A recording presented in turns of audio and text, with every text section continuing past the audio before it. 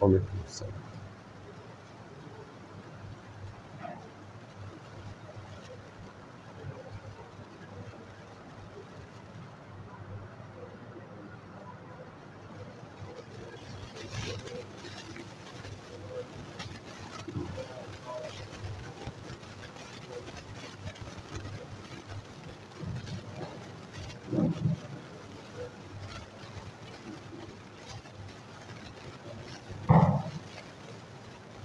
الحمد لله نحمده ونستعينه ونستغفره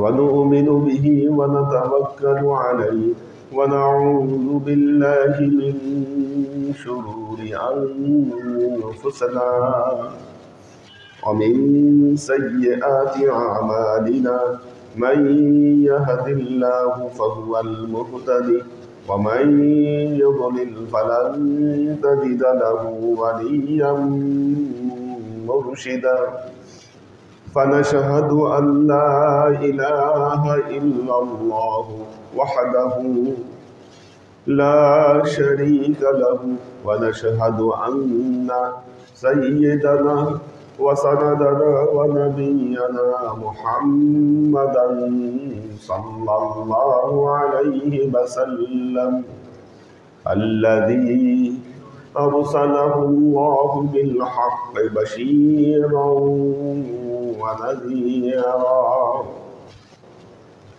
وداعيا إلى الله بإذنه وسراجا منيرا وقال الله تعالى في كلامه المجيد وفرقانه الحميد ما كان محمد أبا أحد من رجالكم ولكن رسول الله وخاتم النبيين وكان الله بكل شيء عليما إن الله وملائكته يصلون على النبي يا أيها الذين آمنوا صلوا عليه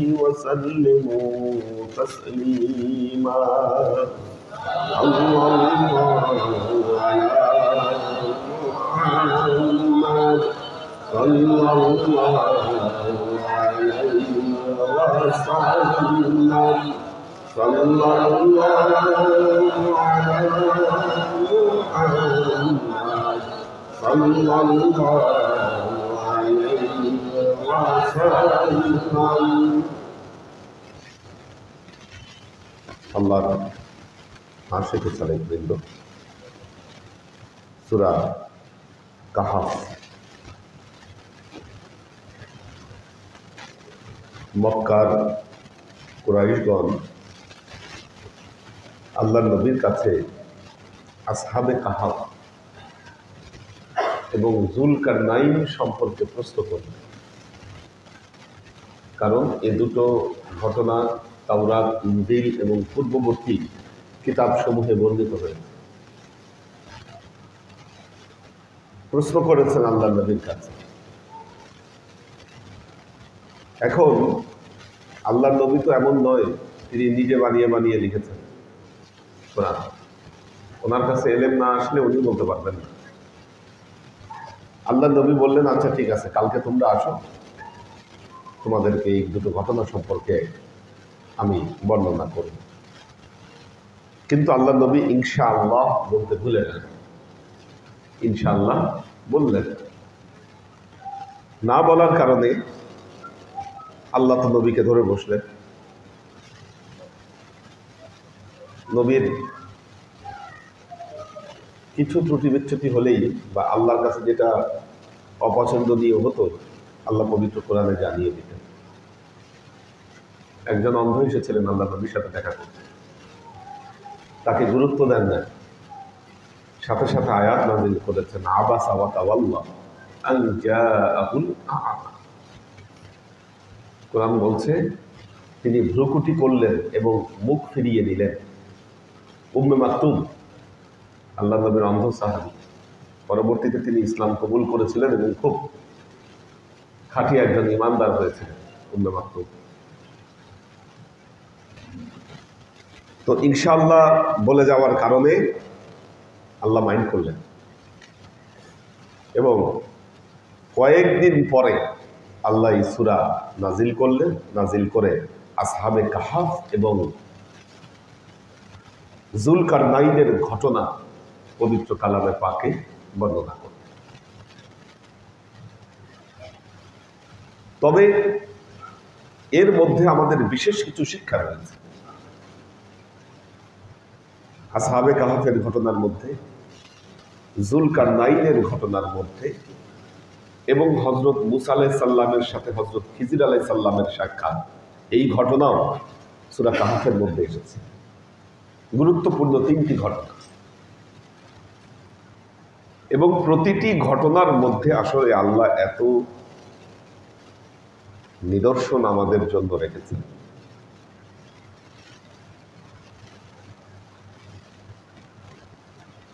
যেমন একটা কথা বলি, পীর ভাইদের মধ্যে অর্থনৈতিক লেনদেনে নিষেধ করি। দেখেন আল্লাহ মারেফত কিভাবে শিক্ষা দিচ্ছে।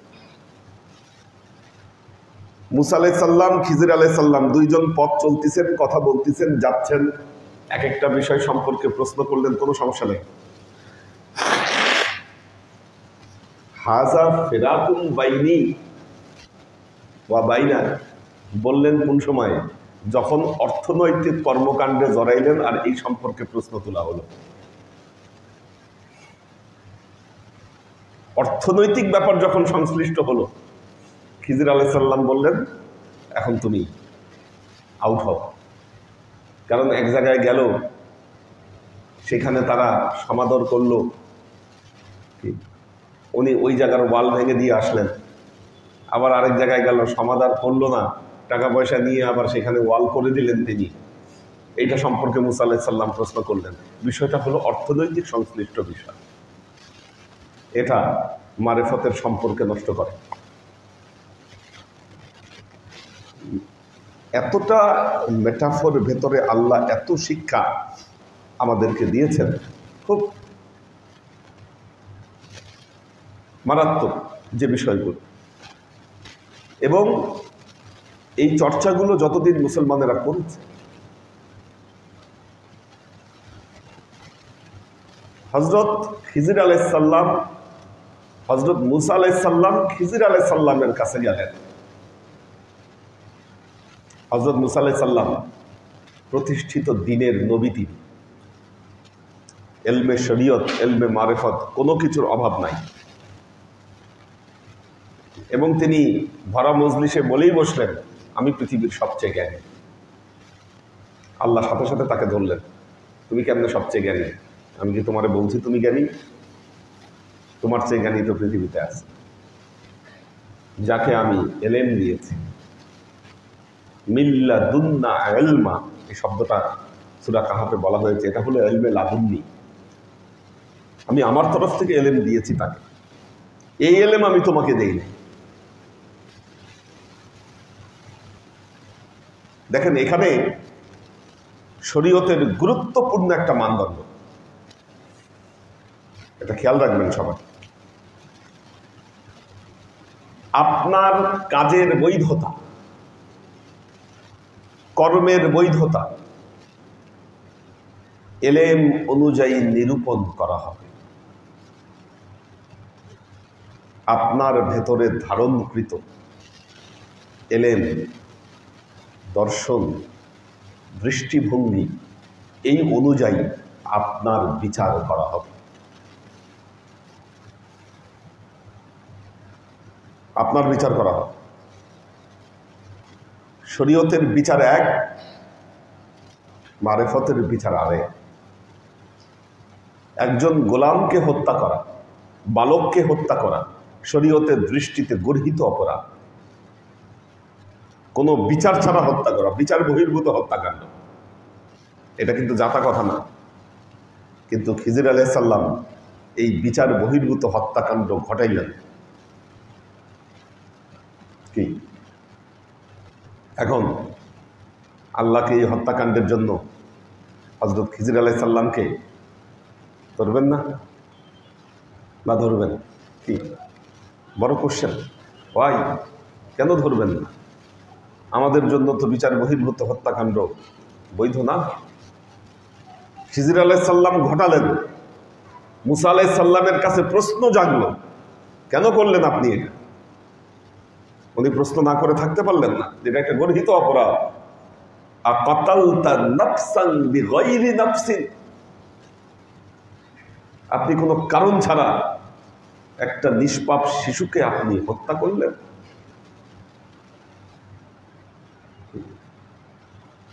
এজন্য কুল্লু উম্মাতিন তুদআ ইলা কিতাবিহা, কাল কিয়ামতের ময়দানে প্রত্যেক উম্মতকে তার কিতাবের দিকে ডাকা হবে। সুতরাং আপনি যে তরিকা, যে আমল আপনি চর্চা করেন, তা নিষ্ঠার সাথে চর্চা করা উচিত।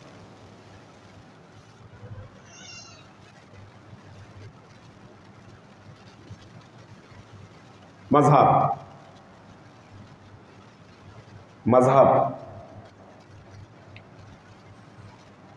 হানাফি মাযহাবের মতে ইমামের পেছনে আপনি কোনো সূরা পড়তে পারবেন না।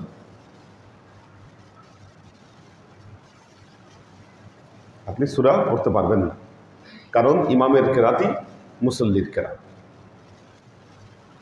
এবং উনি কোরআনের আয়াত দিয়ে দলিল দিয়েছেন, ফাইজা কুরিয়াল কুরআনু ফাসতামিউ লাহু ওয়া আনসিতু লাআল্লাকুম তুরহামুন, যখন কোরআন পড়া হয় শোনো এবং চুপ থাকো, যেন তোমার উপর আল্লাহর রহমত বর্ষিত হয়।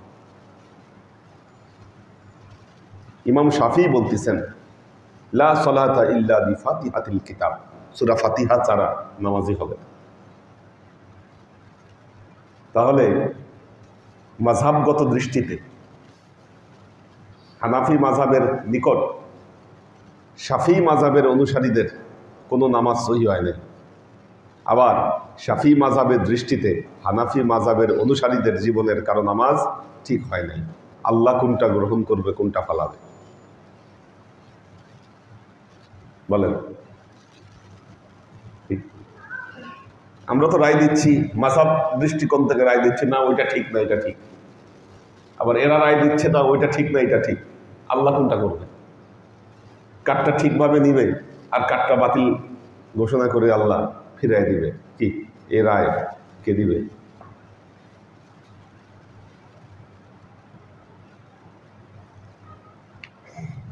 বাদশাহ হারুনুর রশিদের সময়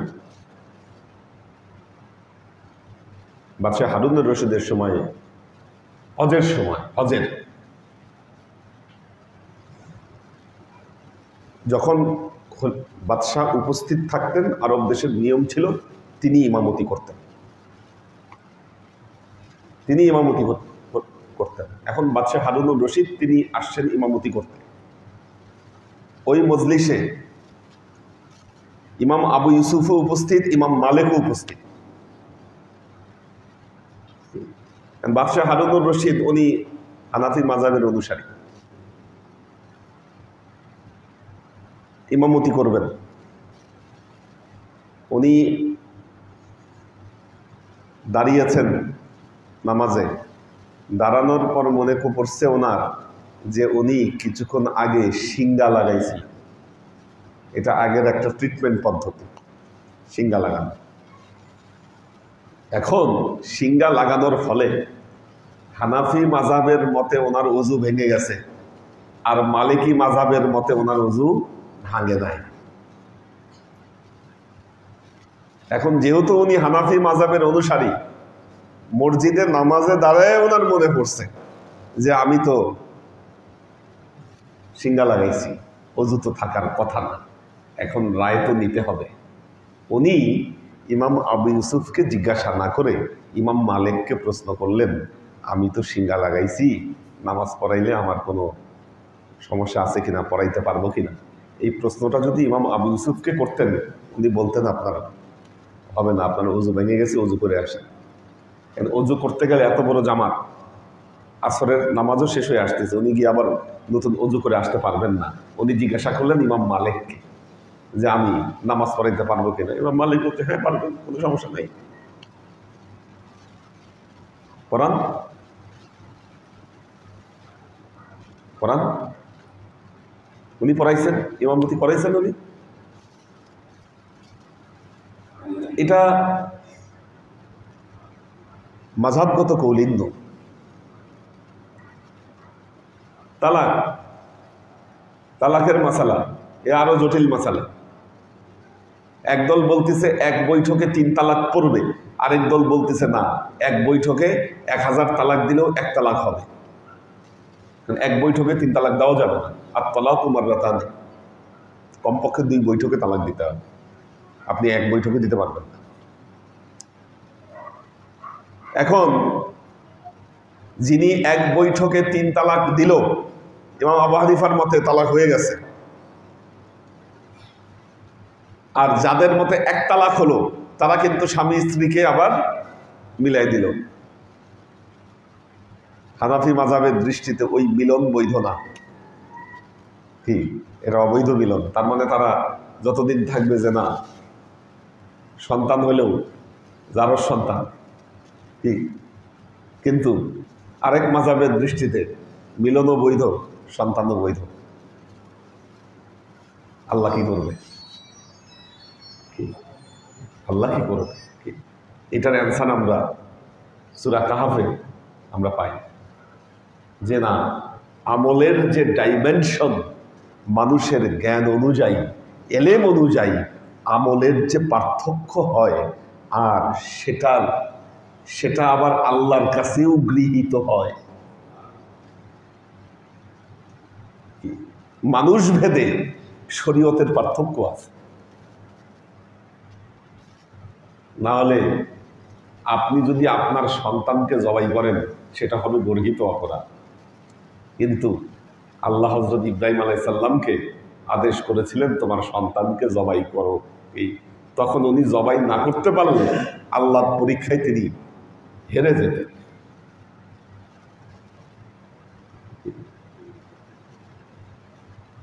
কাজেই এই সূরার মধ্যে, কোরআনের পবিত্র কালামে পাকের বেশ কিছু সূরা আছে যেগুলোতে আল্লাহ ইলমে মারিফতের, দর্শনের গভীর তত্ত্ব আল্লাহ আলোচনা করেছেন।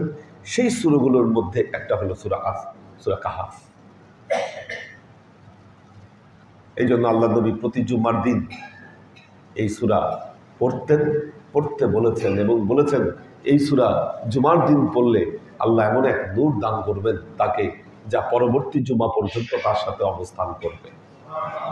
কাল কিয়ামতের ময়দানে তাকে এমন 2টো নূর দেওয়া হবে এই সূরা তেলাওয়াত করলে, যা কিয়ামতের ময়দানে তাকে আলোকিত করে রাখবে। সূরা কাহাফ।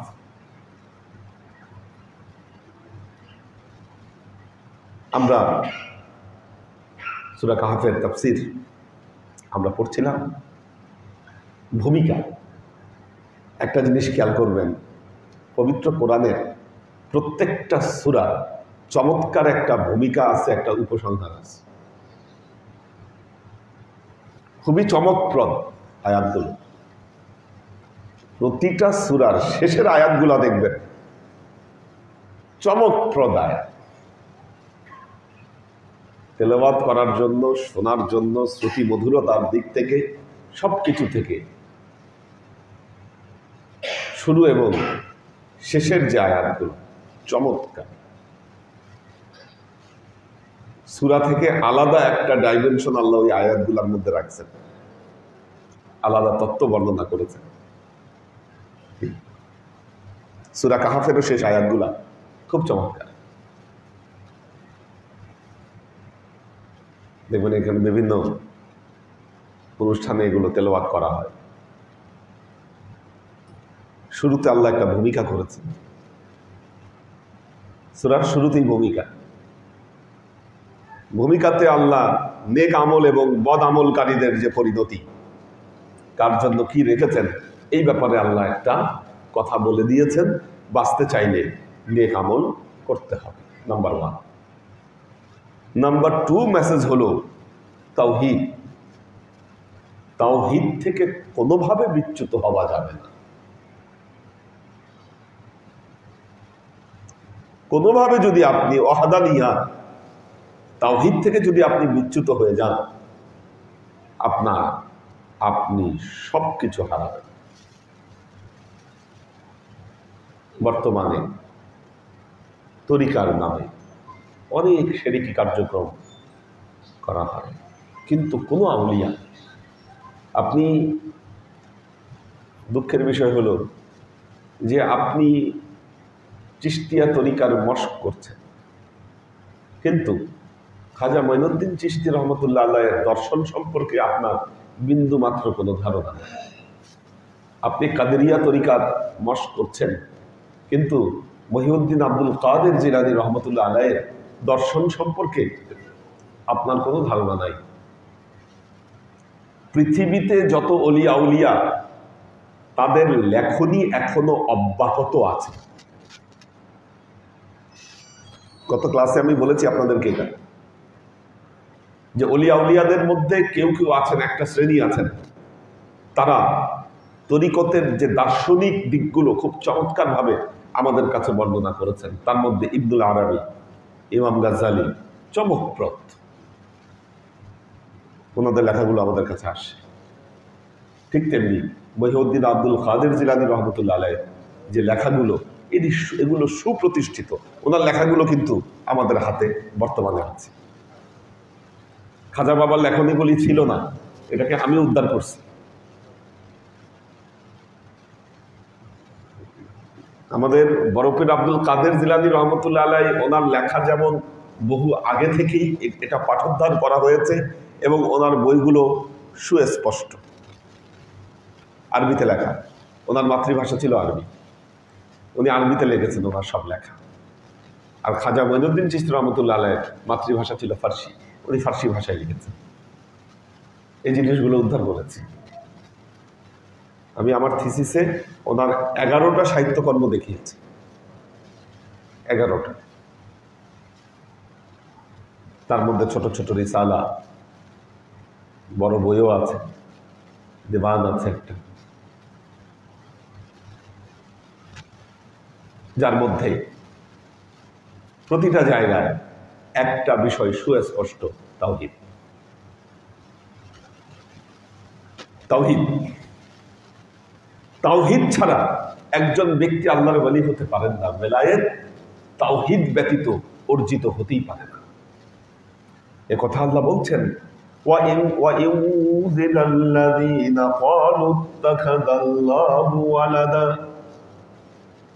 কোরআন তাদেরকে ভীতি প্রদর্শন করছে যারা বলে আল্লাহর সন্তান আছে।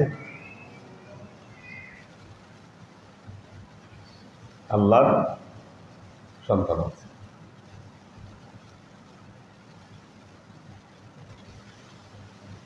এই ব্যাপারে মনে রাখবেন,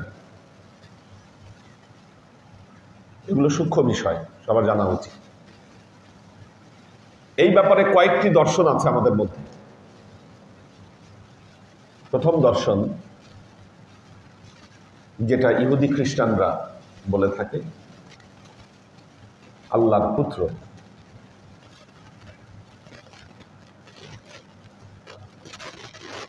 আল্লাহর পুত্র।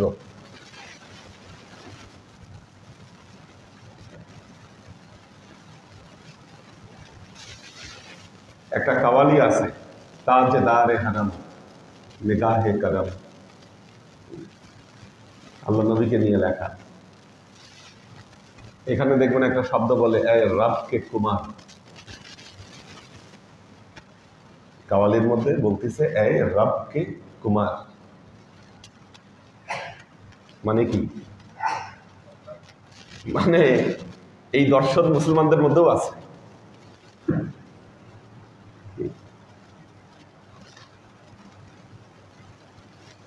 বললাম তো, আপনারা দেখবেন ওখানে এই শব্দটা ব্যবহার করে, এই রবকে কুমার, মানে হে আল্লাহর সন্তান। কাকে বলতেছে? নবীকে বলতেছে।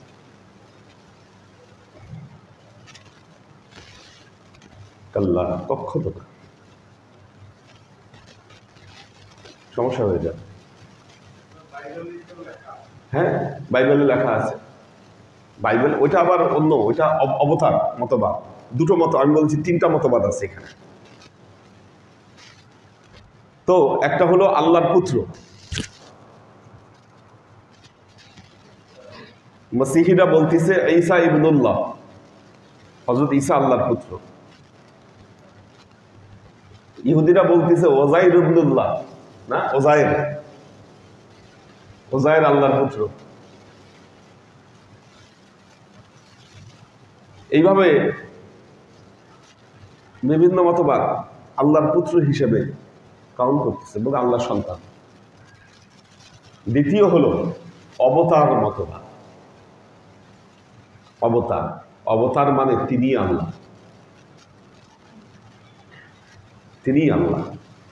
যেটা বাইবেলের কথা বললেন, যে বাইবেলে বলেছে যিশু যখন, আল্লাহ যখন, না ঈশ্বর যখন পৃথিবীকে ভালোবাসিলেন, যিশুর রূপ ধারণ করিয়া তিনি এই মর্তে নেমে আসেন। এটা সরাসরি শিরক, শিরক। এরকম দর্শন অনেকেই বলেন আল্লাহ মোহাম্মদ, হ্যাঁ মোহাম্মদ আল্লাহ, আছেই দর্শন না।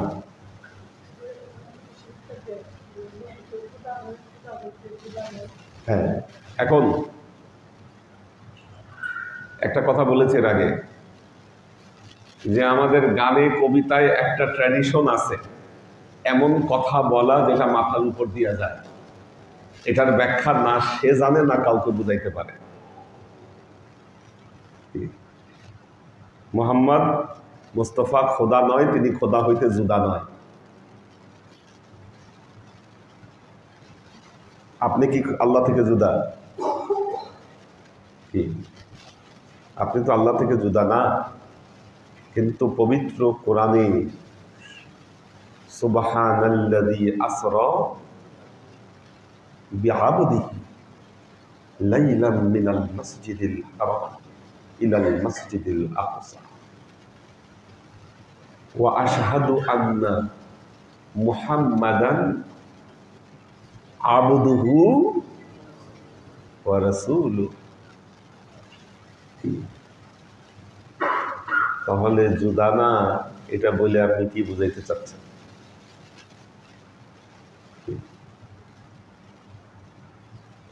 এমন কিছু নিয়ে টানাটানি করা যাবে না, খেয়ালে আনাই যাবে না, যা আমাদের ইমানকে কলুষিত করতে পারে। এটা বড় পীর আব্দুল কাদের জিলানী রহমতুল্লাহ আলাইহির শিক্ষা, সন্দেহজনক জিনিস থেকে তোমরা দূরে থাকো। আল্লাহর আকার নাই, এটা আল্লাহ কোথাও বলে নাই, কিন্তু আল্লাহ বলেছে ওয়ালাম ইয়াকুল লাহু কুফুয়ান আহাদ। আল্লাহ সামঞ্জস্য কিছুই হতে পারে, কিছুই হতে পারে। এখন এই কথা বলার পরে আপনি যদি আল্লাহর ছবি আঁকেন, আপনার এই অথরিটি আছে?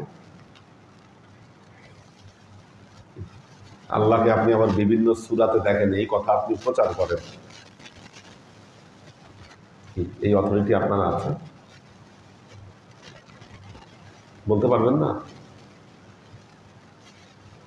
দিশেন।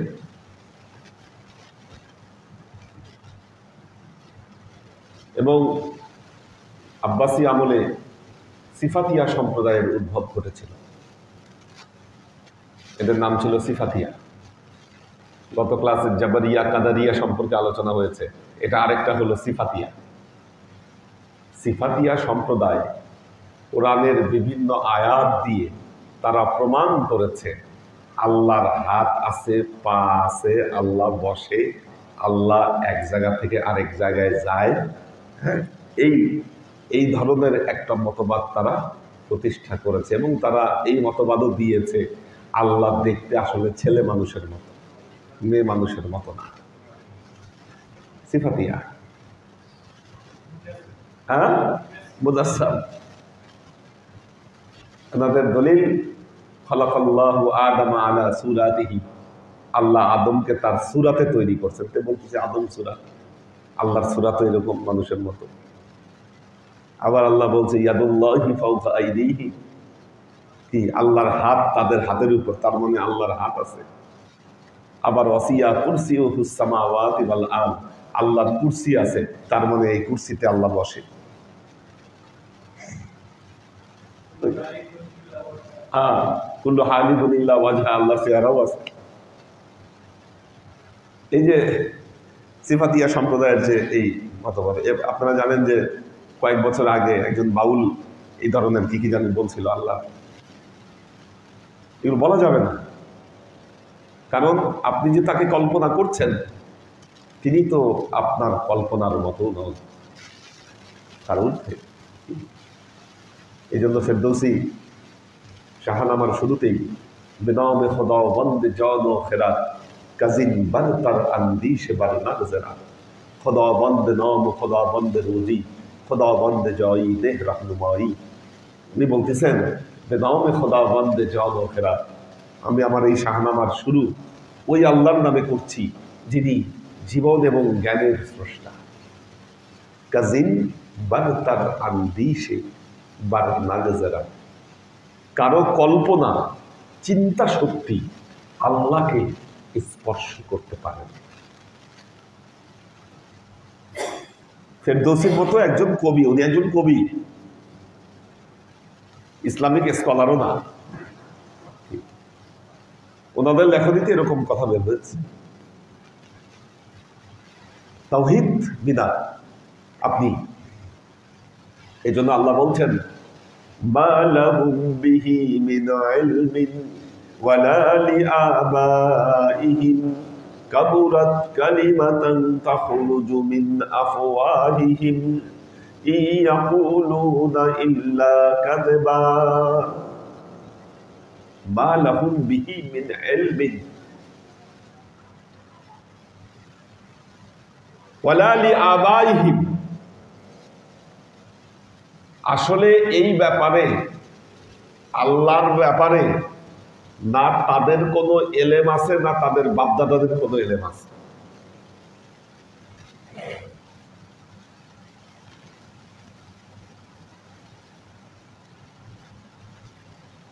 এখন আপনার পীর সাহেব আপনাকে বলে দিচ্ছে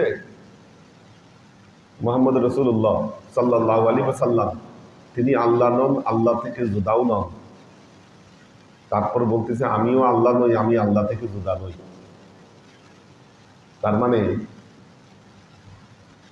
তার মানে ওনার কথার ইশারাতুন নস হচ্ছে আমি আসলে আল্লাহর মতো।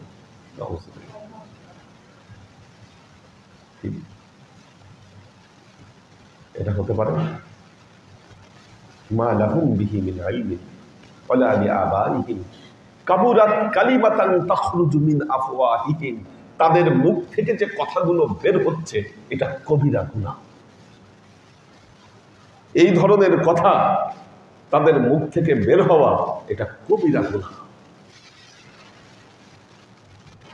ইন ইয়াকুলুনা ইল্লা কাযিবা, তারা মিথ্যা ছাড়া, মিথ্যা প্রবঞ্চনা ছাড়া তারা তাদের মুখ দিয়ে কিছু বলছে না। কেউ যদি এরকম তেলেসমতি দেখায় বুঝতে হবে শয়তান আছে তার সাথে, শয়তান। আল্লাহওয়ালা বান্দা মানুষকে আল্লাহর সাথে সম্পৃক্ত করবে, আল্লাহকে দেয়াল তুলে নিজের সামনে দাঁড়াবে না।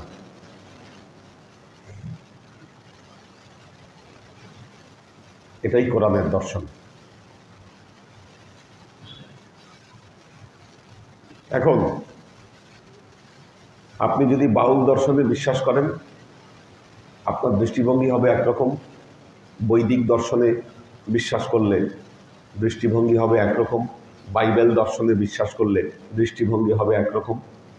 আমাদের ভারতবর্ষ, আমাদের যে ভারতবর্ষ, এটা তো বিভিন্ন ধর্মের সংমিশ্রণে আমাদের এই ভারতবর্ষ গঠিত। আল বিরুনি, এবং আল বিরুনির নাম শুনছেন? আল বিরুনি বিখ্যাত দার্শনিক। তিনি এই ভারতবর্ষে তিনি দীর্ঘদিন অবস্থান করছেন। দীর্ঘদিন তিনি ভারতবর্ষে অবস্থান করছেন। আর 5 মিনিট। সুজন কোথায় দেখো তো, বের হলো আর গাড়ি রেডি করতে হবে। তো উনি ভারতবর্ষে দীর্ঘদিন অবস্থান করছেন। এখানে ভারতবর্ষে প্রচলিত যে ধর্মগুলো, এগুলো নিয়ে তিনি গবেষণা করেছেন। গবেষণা করে তিনি একটা বই লিখছেন। বইটার নামটা এই মুহূর্তে আমার মাথায় আসতেছে না, বইটার কপি আছে আমার কাছে। খুব বিখ্যাত একটা বই, নামটা এখন মাথায় আসতেছে না। তো ধর্ম নিয়ে লেখা বই, খুব চমৎকার চমৎকার তথ্য দিচ্ছেন তিনি। তো এবং উনি বলেছেন যে ধর্মগুলোর দুটো, একটা হলো মনোথিয়েস্টিক, একটা হলো পলিথিয়েস্টিক ধর্ম। মনোথিয়েজম এবং পলিথিয়েজম, এই 2 ধরনের ধর্ম আমাদের ভারতবর্ষে। একদল একেশ্বরে বিশ্বাসী, একদল বহুশ্বরে বিশ্বাসী। বহুশ্বরে বিশ্বাসীর পরিমাণ বেশি আমাদের এখানে, এবং একেশ্বরে বিশ্বাসী ধর্মও আছে অনেক আমাদের। ছোট গাড়ি সাদাটা বা এটা। তো কাজেই এই আলোচনাগুলো খুব চমৎকার। ধর্মের যে কনসেপ্ট, আমার একটা আর্টিকেল আছে বিরুনির উপর, ওনার কম্পারেটিভ রিলিজিয়ানের উপর একটা আর্টিকেল টার্কিতে পাঠিয়েছিলাম একটা সেমিনারে। আমার যাওয়ার কথা ছিল, কিন্তু তখন হজে চলে গেছিলাম 2014-তে। হজে যাওয়ার কারণে টার্কিতে যাওয়া হয়নি, নাহলে আমার ওইটা ওই সময় যাওয়ার কথা ছিল। যে আল বিরুনির কম্পারেটিভ রিলিজিয়ানের উপরে এটা। এবং ভারতবর্ষের যে ধর্মগুলো, এইখানে আল্লাহকে, স্রষ্টাকে ফিমেল রূপে চিন্তা করা। হ্যাঁ, এখানে স্রষ্টাকে ফিমেল রূপে তারা কল্পনা করে, আরব দেশে মেল রূপে তারা কল্পনা করে। এটা একটা চমৎকার একটা খেলা আছে। আবার মেল, হ্যাঁ। তো এরকম পুরনো যে জাতিগুলো ছিল, তাদের নিজেদের ভেতরে যে দ্বন্দ্ব ছিল, এই দ্বন্দ্বের কারণে, যেমন দেব শব্দটা, দেব, ভারতবর্ষে এটাকে দেবতা হিসাবে কল্পনা করা হয়, পারস্যে এটাকে দেব হিসাবে কল্পনা করা হয়। অর্থাৎ ভারতে যেটা দেবতা, পারস্যে সেটা দেব, দৈত্য। ওরা দেব বলে আর কি, এটা দৈত্যকে বলে, মানে পুরোপুরি আলাদা। এবং এরা যেটাকে পজিটিভ নিছে, ওরা সেটাকে নেগেটিভ হিসাবে উপস্থাপন করছে, ধর্মীয় চিন্তাতেই তাদের। তো আল্লাহ আমাদেরকে কতটা রহম করছেন দেখেন। না আমরা মেল, না আমরা ফিমেল, কি না আমরা আকার, কোনো গ্যাঞ্জাম আমাদের মধ্যে নাই। এই সমস্ত গ্যাঞ্জাম থেকে আমাদেরকে যেটা উদ্ধার করেছে আল কোরআন। কোনো টেনশন নাই আমাদের, আমরা টেনশন ফ্রি। কারণ আল্লাহ সবকিছুর ঊর্ধ্বে। এগুলো আমরা আমাদের বিশ্বাস কোনোটাকেই টাচ করতেছে না। এবং এটাতেই বোঝা যায় মানব রচিত ধর্ম মানুষের কল্পনা অনুযায়ী গড়ে ওঠে, কিন্তু আমাদের পৌরাণিক দর্শন না কোনো কল্পনা, না কোনো চিন্তা, সব কিছুর ঊর্ধ্বে এটি শাশ্বত। শাশ্বত এই মেসেজই আল্লাহ এটার এই সূরার ভূমিকায় আল্লাহ দিলেন, এই ইয়াকুলুনা ইল্লা কাযিবা, তারা মিথ্যা ছাড়া আর কোনো কিছু বর্ণনা করছে না। আল্লাহ আমাদেরকে তৌফিক দান করুন।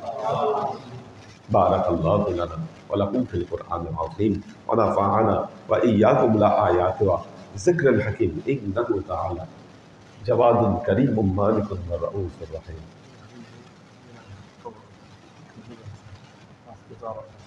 দেন, দিয়ে দেন, দিয়ে দেন, আমরা খেজুর খাই। আর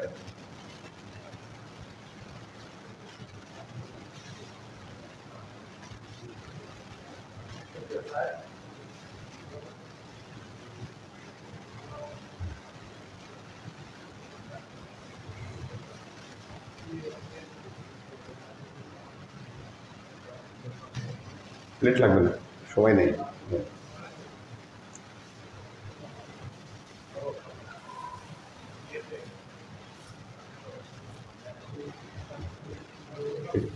দিয়ে দাও, আমাদেরকে দাও, আমাদেরকে দাও।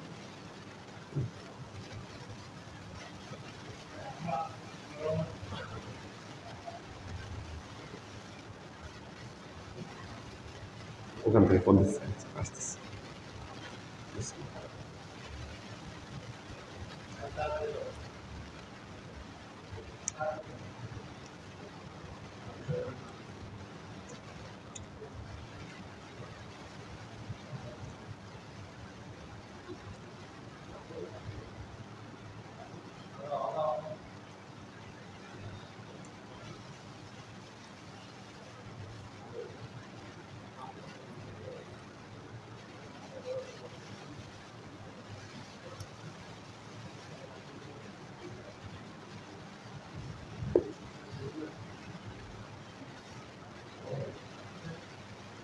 কারা কারা আছে দেখে দিই।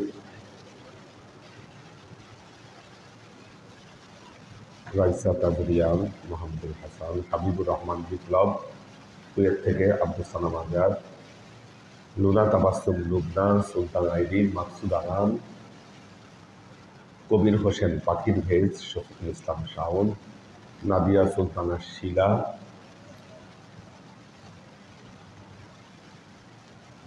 মাহফুজুল হক উজ্জ্বল, আফ্রিদি তনু, এইচ.কে হানিফ, কোরবান আলী, অন্তরা আহমেদ, এইচ.কে কনক, মীর মোহাম্মদ ইব্রাহিম, মোহাম্মদ ফরিদ, কামরুল আনাম, ইঞ্জিনিয়ার লুৎফুর রহমান চৌধুরী, ওমর শরীফ। আল্লাহ সবাইকে ভালো রাখুন, সুস্থ রাখুন।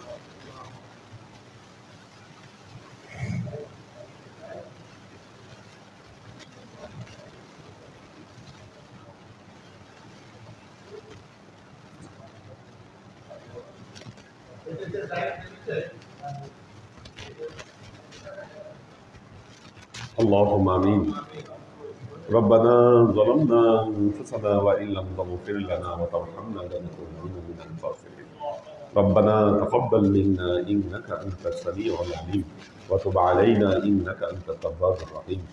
اللهم إنا نسألك علما نافعا رزقا واسعا عملا مقبولا شفاء من كل داء قلبا خاشعا ذهنا ذاكرا إيمانا قابلا توبة قبل الموت راحة عند الموت ونجاة. اللهم إنا نسألك رحمتك في كل درجة فلاح في كل أمر ونعوذ بك من الشرك والشك والنفاق والبدعة ومن كل وسوسة الشيطان. يا الله يا رحمن يا رحيم, আমরা এখন তোমার দরবারে যে সমস্ত আমলকে উপস্থাপন করি ত্রুটিমুক্তভাবে আমলগুলোকে কবুল করে নাও। আমলের আমাদের পেয়ারা নবী হযরত মুহাম্মদ মুস্তাফা সাল্লাল্লাহু আলাইহি ওয়াসাল্লামের কাছে পৌঁছে দাও। আমাদের নবীর পরিবারবর্গের কাছে তুমি এর জায়গাতে পৌঁছে দাও।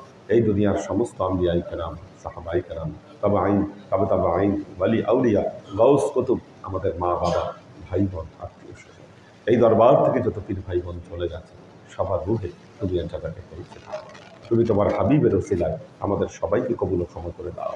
আমাদের জীবন থেকে সমস্ত অভাব, অভিযোগ, বালা, মুসিবত, দুঃখ, কষ্ট, রোগ শক্তি দূরীভূত করে দিয়ে দৃঢ় হস্তে তোমার দ্বীনের খেদমতের তৌফিক তুমি আমাদেরকে দাও। সুবহান রাব্বিকা রাব্বিল ইজ্জাতি আম্মা ইয়াসিফুন, সালামুন আলাল মুরসালিন, আলহামদুলিল্লাহি রাব্বিল আলামিন। ওয়াজআল আখির কালিমাতিনা ইনদাল মাউত লা ইলাহা ইল্লাল্লাহ মুহাম্মাদুর রাসূলুল্লাহ।